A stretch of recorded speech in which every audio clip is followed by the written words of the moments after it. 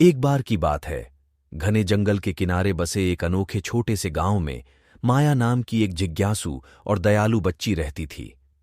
माया हमेशा छिपे हुए खजानों और साहसिक यात्राओं की कहानियों से आकर्षित होती थी, जो उसकी दादी उसे सोने से पहले सुनाया करती थी।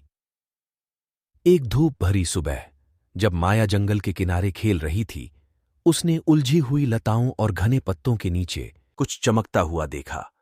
जैसे ही उसे एक पुराना खराब नक्शा मिला, उसका दिल उत्साह से दौड़ गया। यह रहस्यमय प्रतीकों और पहेलियों से चिह्नित था, जो जंगल के बीचों बीच छिपे खजाने के अस्तित्व का संकेत देता था। एक पल की भी झिझक के बिना माया ने इस रोमांचक खोज पर निकलने का फैसला किया। नक्शा, नाश्ते से भरा बैग और साहस से भरा दिल लेकर वह अज्ञात की ओर चल पड़ी। घना जंगल अंधेरा था और रहस्यमय आवाजों से भरा था, लेकिन माया के दृढ़ संकल्प ने उसे आगे बढ़ाया। जैसे जैसे वह जंगल में गहराई तक यात्रा करती गई, माया को विभिन्न चुनौतियों और बाधाओं का सामना करना पड़ा। उसे तेज धाराओं का सामना करना पड़ा, खड़ी पहाड़ियों पर चढ़ना पड़ा और कुछ देर के लिए वह भटक भी गई, लेकिन उसने कभी हार नहीं मानी।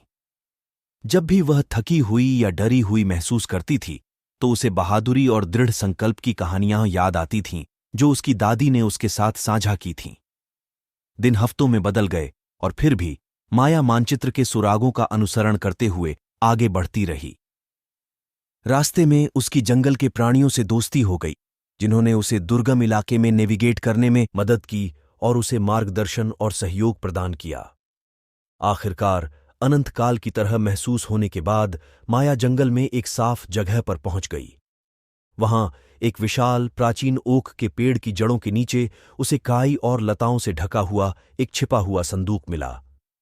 कांपते हाथों से उसने संदूक खोला और पाया कि वह बहुमूल्य रत्नों, सोने के सिक्कों और अन्य अमूल्य खजानों से भरा हुआ था। माया का दिल खुशी से भर गया जब उसने अपने सामने चमचमाती दौलत को देखा, लेकिन फिर उसे वह सबक याद आया जो उसकी दादी ने उसे दयालुता और साझा करने के मूल्य के बारे में सिखाया था। उन्होंने अपनी खोज को अपने गांव के लोगों के साथ साझा करने का फैसला किया। जब माया अपने गांव लौटी, तो उसने खजाने को अपने साथी ग्रामीणों के साथ साझा किया। संदूक से प्राप्त धन का उपयोग एक स्कूल, एक अस्पताल और एक सामुदायिक केंद्र बनाने में किया गया, जिससे गांव में सभी के जीवन में सुधार हुआ। माया की निस्वार्थता और बहादुरी सभी के लिए प्रेरणा बन गई।